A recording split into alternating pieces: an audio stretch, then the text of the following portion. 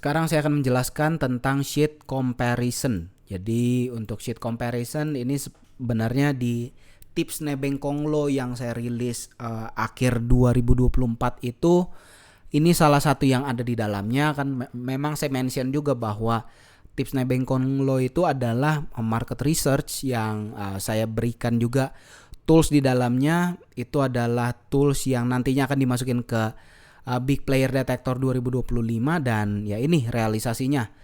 Saya udah input, udah masukin data-datanya itu ke Big Player Detector 25. Jadi kita bisa pakai di sini. Saya akan coba jelasin satu persatu nih seperti apa. Ini nggak ada tombol updaternya sama dengan data daily transaction karena data ini data monthly update. Jadi data yang ada di comparison ini adalah data yang kita update setiap bulan. Kayak gitu. Jadi data ini memang diberikan bursa itu, diupdate sama bursa itu setiap bulan. Kayak gitu. Jadi kita kalau misalnya memang masih tengah bulan atau misalnya masih tanggal 20 seperti ini ya belum perlu kita update lagi karena datanya masih sama. Toh kalau misalnya kita lihat di sini terakhir kita update itu udah di bulan Januari kok. Jadi ini udah pasti update juga datanya. Jadi kalau misalnya nanti di awal bulan mungkin itu akan terupdate di tanggal 3 atau tanggal 4. Jadi tanggal 3 atau tanggal 4 kita bisa klik monthly update lagi di sini dan data-data terbaru ini akan muncul. Saya akan jelasin satu persatu. Intinya yang bisa kita ganti-ganti cuman ini. Ini dan ini semuanya penyajian data aja. Saya akan coba jelasin. Jadi retail ya investor retail, lokal individual, big player adalah investor di atas 5%. Fund manager itu adalah investor korporasi atau investor institutional investor yang nggak pegang di atas 5%. Dan ya bukan individual juga kayak gitu. Jadi ini bisa lokal, bisa asing. Fund manager tuh seperti itulah. Kayak gitu, bisa lokal, bisa asing. Intinya dia bukan retail, dia institutional investor dan enggak sampai 5%. Intinya itu fund manager.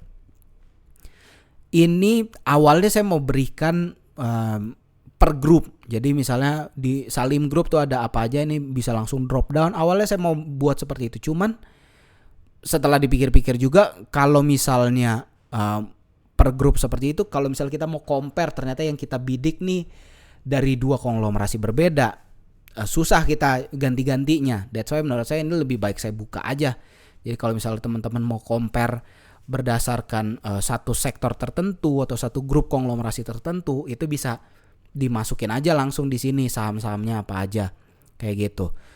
Lalu di sini ada asing. Intinya ini perbedaan warnanya. Retail tambah big player tambah fund manager ini kalau di total 100%. Asing ini jadi kan bisa aja ada big player asing, big player lokal, ada fund manager asing, fund manager lokal. Jadi asing ini yang KTP-nya asing itu di total. That's why ini di semua ditambah tuh nggak mungkin 100%. Makanya warnanya saya bedain nih. Kayak gitu biar jadi notifikasi lah. Kalau teman-teman kok ini di total semuanya nggak 100% bro, lebih dari 100%, datanya salah nih. Bukan seperti itu penjelasannya. Jadi intinya ada big player asing, ada big player lokal, ada fund manager asing, ada fund manager lokal. Asing ini adalah total dari yang KTP-nya asing. Retail itu di sini bukan investor individual asing, itu nggak masuk di dalam sini lah.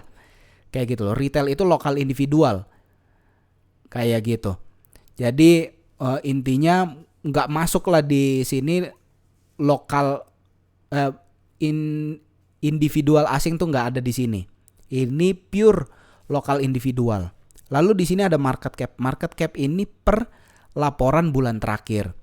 Kayak gitu. Jadi untuk di sini kita bisa adjust nanti ini akan teradjust setelah kita monthly update di bulan berikutnya. Kayak gitu. Jadi untuk comparison sih sebenarnya segampang itu.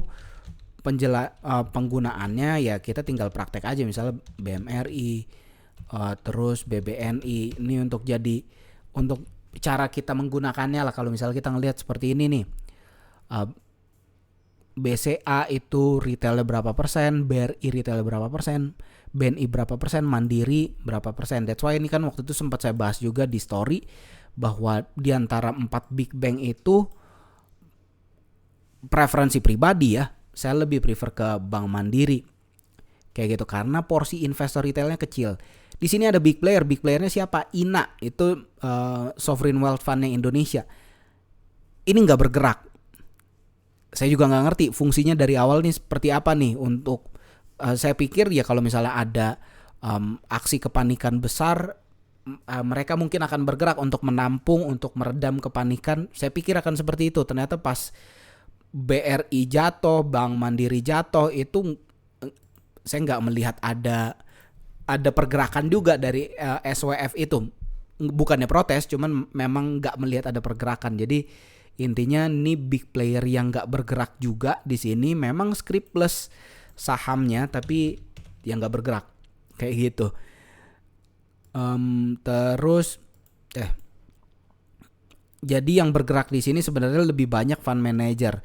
Cuman ya memang di sini kalau untuk retailnya, untuk Bank Mandiri memang terus tumbuh juga, cuman nggak sepesat Bank BRI atau Bank BNI. Ini setahun terakhir aja dari akhir tahun itu pertumbuhannya itu dari 2,91 di akhir tahun lalu 4,62. Memang retailnya bertumbuh tapi nggak